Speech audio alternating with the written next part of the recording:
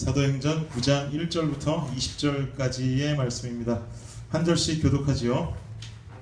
한편 사울은 여전히 주님의 제자들을 위협하고 죽일 기세로 대제사장에게 가서 다마스커스에 여러 그것을 믿는 사람이면 남녀를 가리지 않고 보는 대로 제자와 예루살렘으로 끌고 이르게 하였다. 사울이 길을 떠나 다마스커스 가까이 갔을 때 갑자기 하늘에서 빛이 그에게 비춰왔다. 그 순간 그는 땅에 쓰러졌는데 그때 사울아 내가 왜 나를 괴롭히느냐 라는 음성이 들려왔다. 사울이 당신은 누구십니까 하고 묻자 나는 내가 핍박하는 예수이다. 너는 일어나 시내로 들어가거라. 내가 자기를 믿는 사람이 있으리라고 대답하셨다. 사울과 함께 가던 사람들은 소리만 들리고 아무도 보이지 않아 말을 못한 채 멍하니 서 있기만 했다. 사울이 일어나 눈을 떴으나 아무것도 볼 수가 없었다. 그래서 그는 같이 가는 사람들의 손에 끌려 다마스커스로 돌아가서 사흘 동안 보지 못한 채 먹지도 마시지도 않았다. 그때 다마스커스에 아나니아라는 제자가 있었다. 주님께서 환상 가운데 내게 나타나 아나니아라고 부르셨다. 그때 주님하고 대답하자. 주님께서 이렇게 말씀하셨다. 너는 어서 고든 거리에 있는 유다의 집에 가서 5 사람 사울을 찾아라. 지금 그가 기도하고 있다. 그는 환상 가운데서 아나니아라는 사람이 들어와 자기에게 손을 얹어 신부게 해주는 것을 보았다. 그러자 아나니아가 대답하였다. 주님, 그 사람이 예루살렘에서 주님의 성도들을 몹시 괴롭혔다는 말을 많은 사람들에게서 들었습니다. 그리고 그는 주님의 이름을 부르는 사람들을 모두 잡아갈 권리를 제사장에게 받아가지고 이르러왔습니다. 그러나 주님은 아나니아에게 이렇게 말씀하셨다. 가거라. 그는 내 이름을 이방인들과 왕들과 이스라엘 사람들에게 널리 전하도록 내가 선택한 사람이다. 그가 나를 위해 얼마나 고난을 받아야 할 것인가를 내가 그에게 보이겠다. 그래서 아나니아는 그 집을 찾아가서 사울에게 손을 얹으며 말하였다. 사울 형제, 오는 길에 당신에게 나타나셨던 주 예수님이 나를 보내 당신의 눈을 뜨게 하고 성령을 충만히 받도록 하셨습니다. 그가 즉시 사울을 통해서 뱀 같은 것을 떠나가고 다시 보게 되었다. 그리고 오는 일어나 세례를 받은 후 음식을 먹고 힘을 얻었다. 사울은 며칠 동안 다마스커스에 있는 신자들과 함께 지냈다. 그리고서 그는 곧 여러 회당으로 가서 예수님이 하나님의 아들이라고 외치기 시작했다. 아멘. 오늘 본문 말씀 가지고 죽어야 사는 삶이라는 제목으로 말씀 전하도록 하겠습니다. 저는 서울의 배재고등학교를 나왔습니다. 배재고등학교 졸업생 여기 있습니까? 없죠. 고등학생이던 시절에 당시 대학 입학 시험에 큰 변화의 과도기 가운데 있던 시절에 제가 고등학교를 다녔습니다. 학력고사에서 수능으로 바뀌고 난 지 몇 년 후여서 뭔가 제가 고등학교를 다니던 시절에도 대학 입학 시험에 대한 이야기가 참 여러 가지로 참 많았어요. 변화가 있었고 그 변화에 적응하지 못하고 도대체 대학 들어가려면 어떻게 해야 되는 건지도 조차도 잘 모르면서 다녔던 때가 바로 고등학생 때가 아니었나 생각해 봅니다. 논술도 봐야 된다. 그래서 막 논술 학원도 다녀야 되나 막 그런 생각도 해보고 당시 학교에 있었던 여러 서클 활동들이 있는데 문예반이 그렇게 인기가 있었어요. 왜 문예반이 인기가 있었냐면 거기 들어가면 논술 시험 잘 보는 줄 알고 들어가는 학생들도 있을 정도로 논술이다, 수능이다 해서 학원들도 변화를 껴야하던 그런 시기였습니다. 제가 98학번 나이인데요. 수능이 도입된 지 3년 만에 제가 수능을 본 겁니다. 그러니까 이제 3, 4년 고 터울이니까 얼마나 과도기가 많이 있었겠어요. 제가 98학번 나이였는데 97학번 수능이 굉장히 어렵게 나왔습니다. 97학번 계십니까? 미미령 씨 수능 그때 보셨겠네요? 두 번 보셨어요. 굉장히 어려웠죠 그 당시. 네. 그리고 고전에는 1차 수능, 2차 수능 이렇게 나눴던 것 같은데 여튼 97학번 수능이 진짜 어려웠어요. 그래가지고 여러 학부형들 사이에서도 말이 많고 당시에는 300점만 넘어가도 서울대학교 간다 이런 말이 있을 정도로 97학번 수능이 굉장히 어려웠습니다. 97학번 수능이 어려웠으니까 우리 학번은 얼마나 지레 겁먹고 공부했겠어요? 우리는 열심히 공부했죠. 우리 혹시나 전부 다 이게 큰일 날 수도 있다 해서 열심히 공부했는데 98학번 수능 때는 수능이 또 굉장히 쉽게 나왔었던 기억이 있어요. 그래서 다들 허무했던 기억이 있습니다. 집에 가서 적어가지고 나온 답 맞춰봤는데 점수가 갑자기 너무 높게 나와서 다 막 집에 막 집집마다 경사가 났는데 그 다음 학교 나왔더니 다 점수가 올라가서 우린 이거 또 어느 대학 가나 막 그런 얘기하고 그랬어요. 당시에는 또 330점이 넘어도 서울대 가기 힘들다 이렇게 이야기할 정도로 또 우리는 굉장히 쉽게 수능이 나왔었습니다. 제 고등학교 1학년 때 우리 학교 고3 선배가 있었어요. 9, 6학번 나이 정도 됐겠죠. 근데 이 선배가 자살을 시도했습니다. 공부를 하다가 너무 힘들었던 거예요. 힘들어서 자살을 시도했는데 이 형님께서 3층에 사셨는데 자살을 진짜 하실 거라면 좀 더 높은 데 올라가셨어야 됐는데 본인 3층에서 그냥 뛰어내리신 거예요. 죽겠다 하고 그냥 뛰어내린 거죠. 근데 그것도 얼마나 큰 결단입니까? 이제 죽음의 결단을 가지고 뛰어내리셨는데 안타까운 것인지 뭐 다행인 것인지 그 주차되어 있던 이 뚜껑 위로 떨어지는 바람에 살았어요. 살아서 깁스만 하고 학교에 나왔다라는 이야기를 제가 아는 선배는 아니었는데 그 당시에 우리 어떤 선생님이었지? 뭐 일반 수학 선생님이었나? 수학 선생님이 수업에 들어오셔서 니네 선배 고3 중에서 어저께 자살 시도를 했는데 차 뚜껑에 떨어져서 살은 애가 있다 이렇게 이야기해줘서 함께 이야기 들으면서 웃을 수도 울 수도 없는 내용인데 우리끼리 막 웃었던 그런 기억이 있습니다. 그때 제 짝꿍이 했던 말이 아직도 생생히 기억나는데 야 진짜 죽고 싶겠다 그런 이야기 한 거 들었어요. 죽고자 하고 뛰었는데 차 뚜껑에 떨어져서 살아나니까 진짜 죽고 싶겠다 이렇게 부끄럽기도 하겠다 뭐 이렇게 이야기했습니다. 죽겠다고 뛰었는데 살아났다라는 이야기죠. 이 본문 한번 보겠습니다. 본문 보면은요, 오늘 본문은 드디어 사도행전 말씀 중에서도 아주 가장 드라마틱한 장면으로 꼽는 장면이 등장하게 됩니다.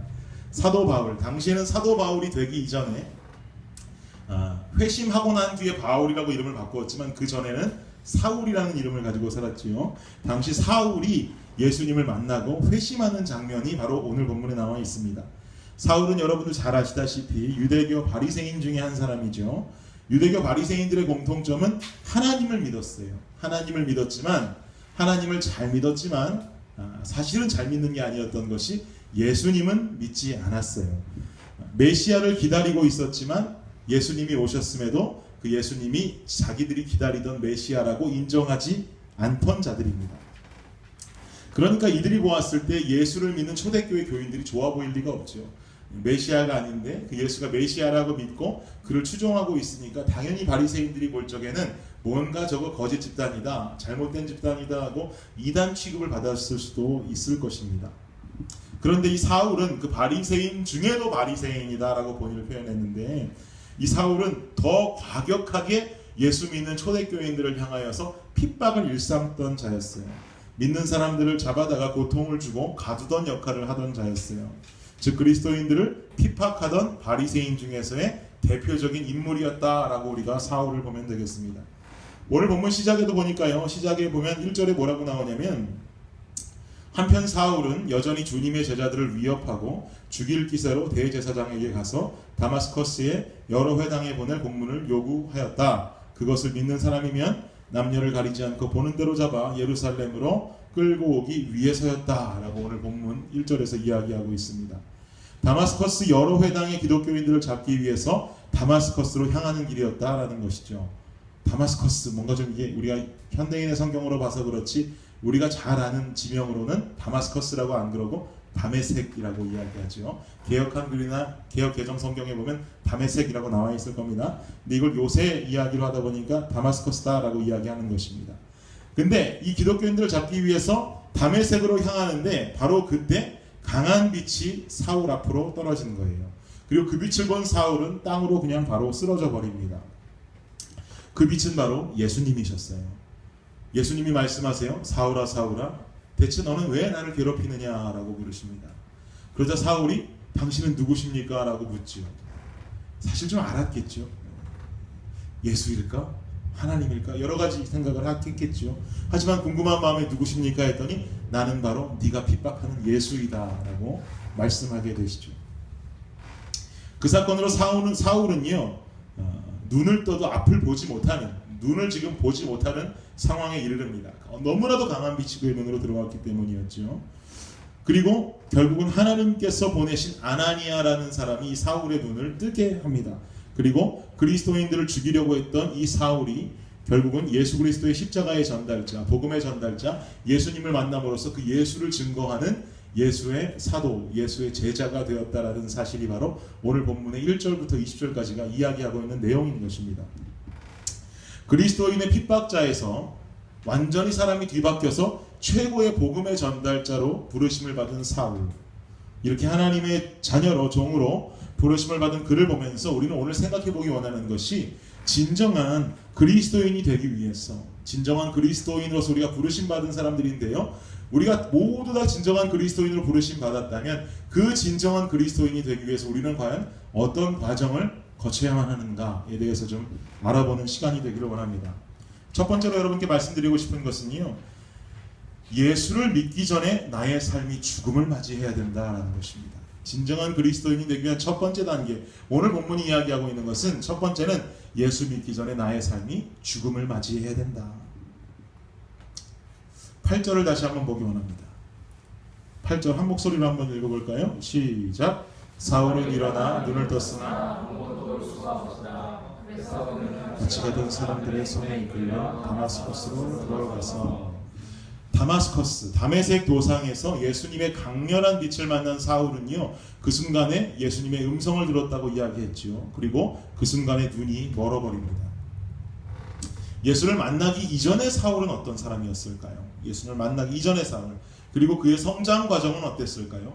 제가 서두에서도 약간 말씀드렸었지만요, 오늘 본문에서 이야기하기를 아나니아에게 하나님, 예수님 뭐라고 하시냐면, 얘 아나니아야, 너 지금 고든 길로 가서 누구의 집이라고 합니까? 갑자기 기억이 안 나네.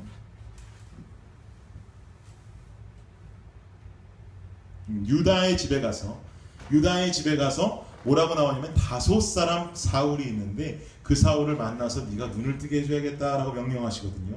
근데 왜 거기 하필 다소 사람이라고 이름을 밝혀놓았냐면, 사울이라는 이름이 참 많아서도 그렇겠지만 이 다소라는 지역을 잠깐 보면은요, 이 다소는요 교육과 문화가 많이 발전해 있던 도시였어요. 이미 그 옛날부터 교육과 문화가 발전해 있었어요. 근데 다소에서 사울이 태어났어요. 그렇다면 분명히 사울은 성장 과정 가운데에서 이미 교육에 눈을 떴고 이미 문화에 눈을 떴다라는 이야기가 되겠죠. 그리고 많은 교육을 받았고 많은 문화를 누리던 사람이었다라고 우리는 볼 수가 있어요.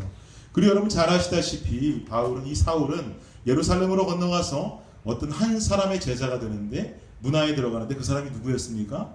가말리엘이라는 사람이었죠.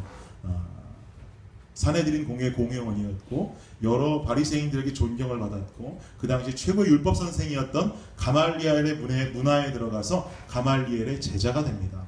가말리엘 문화에서도 굉장히 우수한 성적으로 잘 배움을 받던 사람이 바로 사울이었어요. 종합하면 어려서부터 태어났을 때부터 다소란 지역에서 교육과 문화에 눈을 떴고 이미 어린 시절부터 가말리엘 문화에서 율법에도 눈을 떴던 사람이었다라는 것이죠. 이뿐만이 아니에요. 로마의 시민권을 가지고 있었던 자였습니다. 그만큼 많은 것을 누리고 살아갔다라는 이야기죠. 그리고 집안도 참 좋은 집안이었다라고 볼 수 있는 거예요. 교육이면 교육, 문화면 문화, 율법이면 율법, 그리고 본인의 신분까지 어느 것 하나 빠지는 게 없는 사람이 바로 사울입니다. 예수를 만나기 이전에 이 사울의 눈은요, 이성적인 눈을 가지고 있었어요. 이미 교육이라는 것에 눈을 떴고요, 문화라는 것에 눈을 떴고요, 그리고 율법이라는 것에도 눈을 떴고요. 이미 신분은 해결되어서 헬라 문화나 여러 가지 다른 세계 문화에까지도 눈을 떴던 사람이에요. 아주 뛰어난 사람이죠. 그런데 우리가 주목할 것은 예수님을 만났는데 예수님이 다리를 부러뜨린 것도 아니고 팔을 부러뜨린 것도 아니고 말을 못하게 한 것도 아니고, 저는 지금 이 부분에 대해서 상당히 제 나름대로 해석하면서 너무 은혜를 받았어요. 사울의 눈을 멀게 했다는 거예요. 눈을 멀게 했다. 이미 많은 것에 눈을 떴고 많은 것을 보던 자였어요. 이성적으로 똑똑했고 문화를 누리고 교육을 누리고 율법을 누리면서 율법을 잘 알기 때문에 예수 믿는 초대교인들을 핍박하고 다니면서 여러 가지에 눈을 뜨고 다니던 그 사울에 하나님께서는 중심부였던 그 눈을 멀게 하셨다라는 사실이죠. 여기에는 어떤 의미가 있을까요? 이성적인 눈, 감이라는 거예요. 율법적인 눈 감으라는 거예요. 네가 교육 받았으면 얼마나 받았어? 교육적인 눈도 감으라는 거예요. 문화적인 눈, 네가 그렇게 많은 것 누리고 살았고 너의 신분적인 것들로 인하여서 네가 많은 것 누리고 살았지? 그것도 눈 감으라는 거예요. 지금까지 뜨고 살아온 그 눈 필요 없다는 거예요. 나를 만나면, 나 예수를 만나면 그 전까지 네가 뜨고 살아왔던 그 눈, 네가 그렇게도 소중하게 여겼던 것, 네가 많이 보아왔던 그 모든 것 다 필요 없다는 거예요. 그대로 눈을 멀게 만들어 버리십니다. 빌립보서 3장 5절에서 8절 말씀으로 여러분이 참 잘 아는 말씀이 나와 있는데요. 좀 긴데 제가 읽어드릴 테니까 차근차근히 읽어드릴 테니까 들어보세요. 나는 태어난 지 8일 만에 할례를 받았고, 사울이 하는 이야기입니다. 베냐민 지파에 속한 순수한 이스라엘 사람이며 히브리인 중에 히브리인입니다. 그리고 율법을 철저히 지키는 바리새파 사람이었고 교회를 박해하기까지 한 열심을 가졌으며 율법에 비추어 보아도 흠이 없는 사람이었습니다. 지금 여기까지 제가 한 이야기지요. 그러나 내게 유익하던 그 모든 것, 그 이전에 뜨고 보았던 것들이죠. 유익하던 그 모든 것을 나는 그리스도를 위해 다 버렸습니다. 더구나 내가 모든 것을 잃어버린 것처럼 여기는 것은 내 주 그리스도 예수님을 아는 지식이 훨씬 더 가치가 있기 때문입니다. 나는 그리스도를 위해 모든 것을 잃어버렸습니다. 내가 그 모든 것을 쓰레기처럼 여기는 것은 그리스도를 얻었기 때문입니다. 라고 이야기합니다. 빌립보서는요, 사울이 회심하고 복음의 전달자가 된 뒤에 살아가다가 어디에서 쓴 서신이냐면 감옥에서 쓴 서신이에요. 굉장히 힘든 순간이에요. 후회되지도 않겠어요? 야, 내가 그냥 살았으면 히브리인 중에 히브리인으로 바리새파 사람으로 그렇게 율법에 뛰어났고 내가 문화에도 뛰어났고 교육에도 뛰어났고 그렇게 내가 로마 시민권자로서 당당하게 살 수 있었는데 내가 지금 이게 미친 짓이구나. 예수 믿고 살면서 지금 감옥에까지 와 있구나. 이게 무슨 내 인생의 낭패냐. 이렇게 생각할 수도 있어요. 근데 바울이 감옥 안에서 고백하는 게 그게 아니라는 거예요. 되려 더 이야기하기를 나는 그런 사람이었는데 내게 유익하던 그 모든 것을 예수 그리스도에 버렸다는 거예요. 왜냐하면 그 모든 것이 다 쓰레기처럼 여겨버렸다는 것이죠.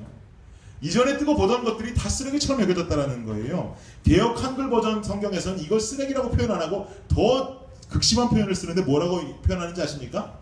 배설물처럼 느껴진다고 표현. 똥이라는 거예요. 똥. 더럽다는 거예요. 배설물처럼 느껴진다고 표현하는 거예요. 예수 믿기 전에 가졌던 이성적이고 고급적이었던 그 지식들이 다 더럽고 다 헛되더라 라고 이야기하는 거예요. 진정한 그리스도인이 되는 첫 단계 뭐라고 했습니까? 예수 믿기 전에 나의 삶이 죽음을 맞이해야 된다. 예수를 믿기 전에 가지고 있던 나의 시각, 예수를 믿기 전에 가지고 있었던 세상의 기쁨, 가지고 있었던 이성적인 판단들, 죽음을 맞이해야 된다. 그 눈이 아직도 떠져 있다면 그 눈을 멀게 해야 된다. 예수를 믿는 건 그 눈을 뜨고 있는 게 아니에요. 그 눈을 뜨고 있으면 예수를 믿을 수가 없어요. 어떻게 믿어요? 이해가 안 되는 거예요. 제가 대학 시절에 담배를 그렇게 그토록 피우면서 교회는 다녔어요. 감사해요. 제가 지금 생각해보면 그토록 담배 피우면서 술 마시면서 교회는 다녔다라는 사실은 참 감사한 일이에요. 그리고 교회에 가면 담배 냄새를 안 나게 하고 싶은 마음도 있었어요. 참 그래도 마음이 예쁜 거죠, 그죠? 그래서 어떻게 했냐? 교회에 가기 전에 담배를 태우고 가도 교회 화장실에 들어가서 비누로 손을 깨끗하게 닦아요. 그리고 이미 차에서 내리기 이전에 향수를 몸에 뿌립니다. 그렇게 교회를 가요. 아무도 모르겠지 하는 생각을 하고 교회를 갑니다. 아무도 모를까요? 제가 군에 입대하면서 논사훈련소를 갔는데 훈련소에서 제일 견디기 힘든 게 담배를 못 피우게 하는 거였어요. 그런데 훈련장으로 왔다 갔다 하면서 그렇게도 앞에 걸어가던 녀석들이 앉았다 일어났다면서 가요. 이렇게 걷다가 이렇게 하는, 쟤는 뭐 하나 봤더니 가다가 이게 민가를 지나서 가잖아요. 훈련장까지. 담배꽁초 버리신 게 그 주민들이 버리신 걸 가면 죽는 거예요. 못 피우게 하니까 이거를 꽁초를 주워서 넣고 하면서 가는 거예요. 그리고 종교 행사가 있으면 나가서 담배를 피우고 오든지 혹은 쉬는 시간이 있으면 몰래 나가서 담배를 피우고 옵니다. 그럼 제가 담배 피우고 들어온 녀석에게 말합니다. 야, 내 옆에 와서 좀 누워있어라 그럽니다. 그렇게라도 그 냄새 맡고 싶더라고요. 옆에 누워있으면 걔가 담배 피우고 탁 들어오는 그 아주 향긋한 냄새가 너무 맡고 싶은 거예요. 나는 그거 나가서 이렇게 필 용기도 없었고, 그리고 꽁초에 들어와서 못 피겠더라고요. 하지만 피고 들어온 애한테 냄새는 맡고 싶은 거예요. 그렇게라도 냄새 맡고 싶었어요. 하지만 하나님의 전적인 은혜이고, 그리고 큰 변화로 술과 담배를 모조리 끊고 살게 된 시점이 있습니다. 그렇게 한참을 살다가 사역자가 됐어요. 그리고 뭔가 청정지역에 살아가는 사람으로 살아가죠. 담배 끊은 지 이미 좀 오래됐고요. 담배 피우는 분들이 교회에 오면은 대번에 알아요. 대번에 알고 냄새가 나요. 그런데 냄새가 나는데 그분들에게서 담배 냄새만 나는 게 아니라 희한한 향기도 나요. 담배 냄새가 아니라 어떻게 냄새 맡으면 좀 좋은 냄새도 나는 것 같은 거예요. 보니까 이분들도 향수 뿌리고 오시더라고요. 그리고 뭔가 비누칠한 느낌이 나고, 제 대학 때 시절이 생각났어요. 그러면서 돌아보면서 그런 생각했어요. 아, 나도 다 알았겠구나. 나랑 악수하던 장로님도 아셨겠구나. 나 주례해 주신 그 목사님도 아셨겠구나. 아, 그럼에도 불구하고 나를 그렇게 사랑해 주셨다니, 아이고 이 몹쓸 놈, 이렇게 생각했던 적이 있습니다. 그리고 차라리 담배 피우시면 피운 채로 오는 게 낫더라고요. 향수 뿌리고 오면 냄새가 더 좀 고약해요. 향수도 아닌 게 담배도 아니고 요상한 냄새가 납니다. 그리고 이젠 하나님의 은혜로 청정지역에 있다 보니까 훈련소에서 그토록 좋아했던 그 담배 냄새, 옆에 좀 누워있어 했던 그 담배 냄새가 좋지 않아요. 고약해요. 비단의 어둠은 어둠으로 드러날 수밖에 없죠. 그러니까 뭔가 다른 삶을 살게 되는 것입니다. 제가 담배와 술에 대한 이해를 당연히 뭐 들 수밖에 없겠죠. 그런 이야기가 여러분이 더 마음에 와닿을 수 있을 테니까. 아직도 세상의 기쁨에 빠져 살고 계십니까? 술, 담배를 제외하고라도 어떤 세상의 기쁨에 빠져 살고 계신가요? 여러분 그 안에서 나와야 됩니다. 그리고 여러분의 옛사람이 죽어야 돼요. 여러분이 교육받은 것, 문화를 누리는 것, 혹은 여러분이 생각하고 살아가고 있는 어떤 그런 여러분의 정신들, 그 모든 것들이 여러분을 살아가게 하고 혹시 교만한 마음을 가지고 있지는 않습니까? 그 눈을 감아야 됩니다. 그게 예수 믿는 첫 단계예요. 두 번째 단계는 무엇이냐? 예수를 믿었다면, 내가 죽었다면 이제는 새 생명을 얻어야 됩니다. 10절에서 11절 말씀 함께 한 목소리로 한번 읽어보죠. 시작! 그때 다마스커스에 그에게 나타나 아나니아야 하고 부르셨다. 그가 예 주님 하고 대답하자 주님께서 이렇게 말씀하셨다. 너는 어서 고든 거리에 있는 유다의 집에 가서 5 사울을 찾아라. 지금 그가 기도하고 있다. 아멘. 다메섹에 살고 있는 아나니아라고 하는 하나님의 총애를 받던 자가 있었어요. 하나님 잘 믿던 자였다라는 거죠. 예수님도 잘 믿던 자였어요. 하나님께서 그에게 명령합니다. 사울을 찾아가라 그래요. 그리고 그가 기도하고 있다 합니다. 3일째 눈을 뜨지 못하고 어떤 이 사울은 혼자 내면에 깨닫고 있는 하나님의 손길을 느끼면서 기도하고 있었을 거예요. 그리고 아나니아를 예수님의 제자다라고 표현하고 있습니다. 예수님의 사람이 아나니아가 기도하고 있는 그 사울에게 다가갑니다. 그 전에 좀 혼자 고민하던 건 있었어요. 아니 하나님, 그 사울은 내가 알기로는 예수 믿는 사람 다 붙잡아다가 다 핍박하는 사람인데 나보고 거길 가라고요? 이렇게 지금 막 반문하는 장면들도 있었는데, 여튼 예수님께서 가면 모든 것이 해결되니까 가라라고 하셔서 믿음으로 사울에게 갑니다. 그리고 예수님의 사람 아나니아로 말미암아서요, 사울은 결국에 눈을 뜨게 됩니다. 사울은 이 3일 동안 무슨 생각하고 있었을까요? 예수님의 음성을 들었단 말이죠. 예수님의 빛을 보았어요. 그리고 눈이 안 보여요.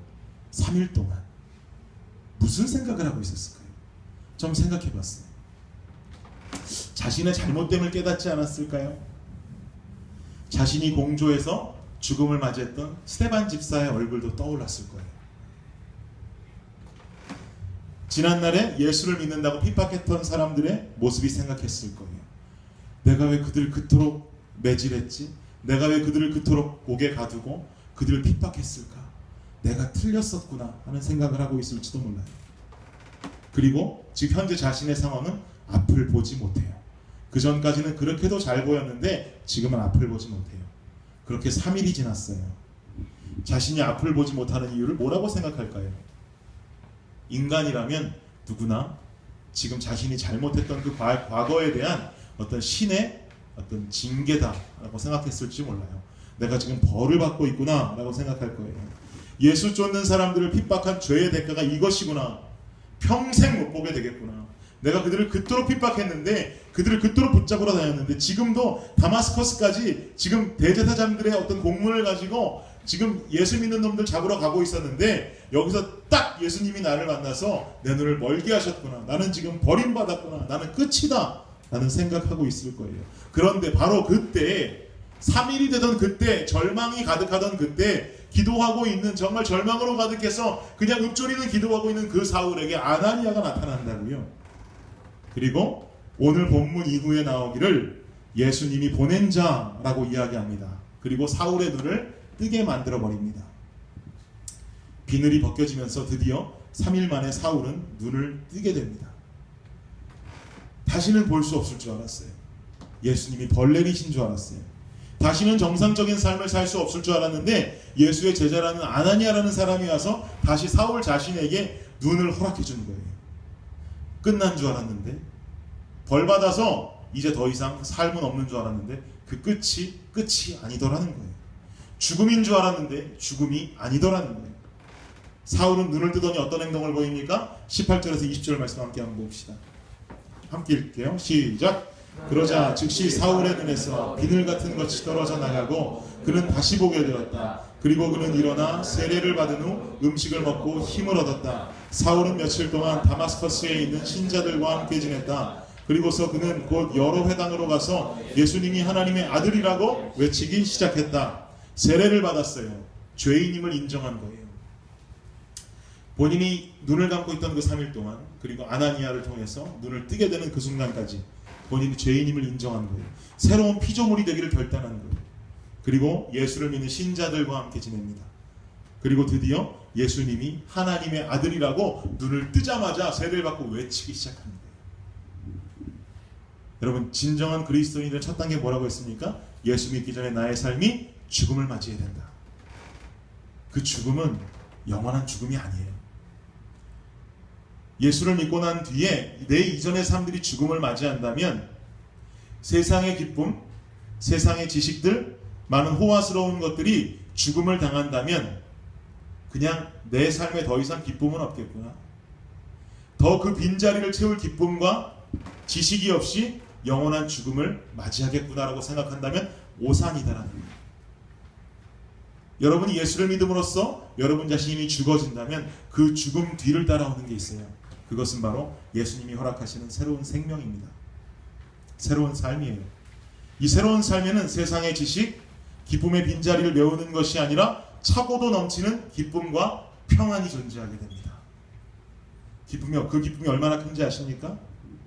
지난날에 내가 생각하던 세상의 기쁨, 세상의 지식, 세상의 명예가 쓰레기로, 배설물로 여겨질 만큼 그 비교도 안 되는 기쁨이 몰려온다라고 지금 사도 바울은 옥중에서 아까 고백하는 건 여러분 기억하시잖아요. 아까 그 옥중에서 썼다는 빌립보 3장 5절에서 8절에 이은 9절에서 11절에 뭐라고 나오냐면요. 이것도 읽어드릴게요. 그분과 완전히 하나가 되기 위한 것입니다. 이제 나는 율법을 지켜서 내 스스로 의롭게 된 것이 아니라 그리스도를 믿음으로 의롭게 되었습니다. 이 의는 어디까지나 믿음에 근거한 것이며 하나님이 주신 것입니다. 내가 원하는 것은 그리스도를 바로 알고 그분의 부활의 능력을 체험하고 그의 고난에 참여하고 그분의 죽음을 본받아 어떻게 해서든 다음이 중요합니다. 나도 부활하는 것입니다. 죽음이 끝이 아니라 부활이 있다는 것이죠. 예수의 십자가의 죽음은 예수 인생의 끝이 아니었어요. 분명히 부활이 존재했어요. 바울도 예수를 만나고 난 뒤 3일 동안 눈을 뜨지 못했어요. 3일간의 죽음을 체험했어요. 그리고 신기하게 예수와도 똑같이 3일 뒤에 눈을 떠버립니다. 그리고 새로 얻은 생명으로 최고의 기쁨을 누립니다. 그리고 예수를 전하고 세례를 받습니다. 여러분, 다시 살아난다는 것, 다시 태어난다는 것, 예수로 인해서 새로운 생명을 얻어서 예수로 살아간다는 것은 이전에 죽었던 여러분의 삶에 여러분이 기대할 수 없는, 상상할 수 없는 정도의 큰 기쁨과 평안을 몰아줍니다. 예수를 믿기 전에 삶이 죽어진다면 이제는 예수로 다시 사는 영원한 삶을 얻고 살아야 되는 거예요. 이것이 바로 그리스도인이 되는, 진정한 그리스도인이 되는 두 번째 단계다라는 것입니다. 결론을 맺겠습니다. 두 가지를 말씀드렸습니다. 진정한 그리스도인이 되기 위해서 첫 번째는 예수 믿기 전에 나의 삶이 죽음을 맞이해야 된다. 두 번째는 그 죽음을 맞이했다면 우리는 예수로 새로운 생명을 얻어야 한다. 역시 두 가지를 말씀드렸습니다. 제 아내가 많이 아프던 시절이 있었어요. 이유도 모르게 기절을 하고, 기절하는 것이 너무 횟수가 잦아지니까 응급실도 가고, 당시에 입원도 며칠 동안 하게 되고, 당시 병원비 날라온 거 보니까 이건 병원비를 내라고 보낸 건지 내지 말라고 보낸 건지 모를 정도의 천문학적인 숫자가 써 있었어요. 많이 아파서 도저히 이 미국에서 못 살겠더라고요. 왜냐면 이게 병원을 좀 마음대로 갔으면 좋겠는데, 일단은 이 비를 온 거 보니까 너무 화도 나고 짜증도 나고 말이 안 되는 금액을 보내니까 첫 번째로 못 살겠다 했어요. 두 번째는 병원을 가도 자꾸 의사들이 모르겠대요. 나는 미국 병원 가서 속이 시원했던 적이 없는 것 같아요.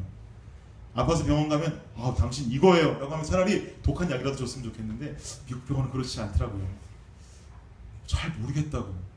그리고 내 생각인데 뭐 이거 아닐까 한번 추측해본, 이런 이야기를 많이 해요.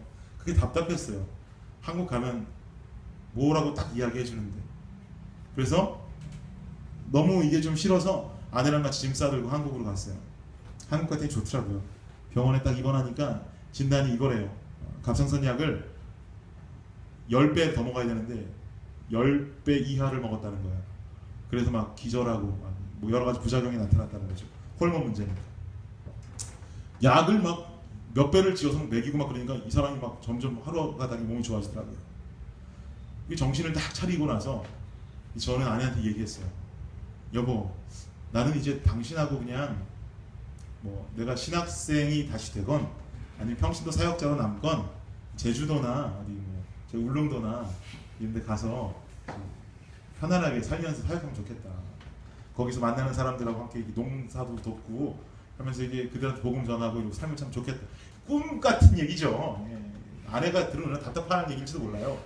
그래서 저는 제 딴에는 아내가 아프던 곳이 같은 거 몇 달 동안 고민한 게 그거였어요. 제주도를 가야겠다. 당시에 제 아버지한테도 전화해서 아버지 저 제주도 가겠습니다. 그랬더니 그래? 나도 갈까? 뭐 이렇게 농담하시고 그랬어요. 아내가 딱 정신을 차리고 이제 아내가 모든 몸이 다 회복되고 나서 그렇게 하자 그랬더니 아내가 저한테 하는 말이 그러더라고요. 어디 가서 사역자라는 얘기 하지 말라고 그러더라고요. 고작 나 아픈 것 때문에 그거 핑계 삼아서 이렇게 한국으로 도망 와가지고 그냥 오빠 인생 살 생각이면 오빠 그거 사역자라고 하지 말라고 그러더라고요. 나 그 아내 하나 때문에, 그 아픈 것 때문에 미국에 어스틴에 있는 사역 다 내팽개치고 지금 와가지고 지금 이 병 고치고 나서 고작 한다는 얘기가 제주도 가자는 얘기냐고. 당장 비행기표 끊어서 오스틴 돌아가자 그러더라고요. 우리 와이프 멋있죠. 그때 다시 돌아오면서 생각했어요. 진짜 나는 하찮은 사람이구나. 내가 아직 죽지 못했구나. 그냥 결국 난 아직도 내 생각만 가지고 살고 있구나. 내 생각은, 인간의 생각은 제 생각이 맞지 않아요? 병원 갈 수 있고 편안하게 살 수 있는 곳에서 아내도 몸 건강히 좀 편안한 곳 가가지고 우리가 뭐라든 먹고 사는 거 생각하는 게 맞아요. 이게 인간의 생각이에요. 하나님의 생각은 아내를 통해서 제게 주시기로 그게 아니라는 거예요. 너 아직 멀었다는 거예요. 너 시험해 봤는데 너 결국은 그 소리 한다는 거예요. 오스틴으로 돌아가라는 거죠. 네가 죽고 예수로 산다면 날 위해 살아야 하니까 너 제주도 가서 카페나 차리고 제주도 가서 농사일이나 돕고 복음 전한다고? 말도 안 되는 소리 하지 마. 너 그러면서 복음 안 전해. 너 그러면서 예수의 제자처럼 못 살아. 그러니까 돌아가라. 돌아왔어요. 여러분을 만나고 주님의 일을 지금까지 살아가고 있는 겁니다. 사랑하는 여러분, 여러분은 무슨 생각을 가지고 삽니까? 진정한 그리스도인의 2단계를 지나 오셨습니까? 예수님은 죽어라 죽어라 하는데 아직도 내 눈 뜨고 내 지식의 눈, 내 교육의 눈, 문화의 눈, 율법의 눈, 도대체 어디에 눈을 뜨고 살고 있어요? 예수님 그 눈 감으라고 하세요. 그리고 우리 한 사람 한 사람 이름 불러가면서 너 죽어! 죽어! 라고 외치십니다. 그 눈 감고 죽어버려. 죽으면 내가 너 다시 살릴게. 나와 같이 부활하자. 다시 눈을 뜨고 나와 새로운 삶을 살자. 이제 나의 눈을 뜨고 세상을 바라보고 네가 가지고 있는 지식, 네가 가지고 있는 기쁨, 네가 가지고 있는 문화, 네가 가지고 있는 율법으로 과연 날 위해 어떻게 살지, 그것을 함께 고민하자. 그게 다시 일어나서 함께 사는 삶이다 라고 말씀하십니다. 어스틴에 살아가고 모두가 다 학력이 높고 좋은 직장에 다니시고 여러분들 모두가 다 좋은 삶을 영위하고 사는 기본적인 분들입니다. 여러분 이때 조심하십시오. 눈을 감으세요. 주님으로 눈을 뜨십시오. 바로 그때 새로운 삶이 열리고 여러분의 삶이 진정 영적으로 부활하게 될 것입니다. 새로운 생명을 얻어 살아가시는 저와 여러분이 되시기를 주님의 이름으로 간절히 축복합니다. 기도합시다.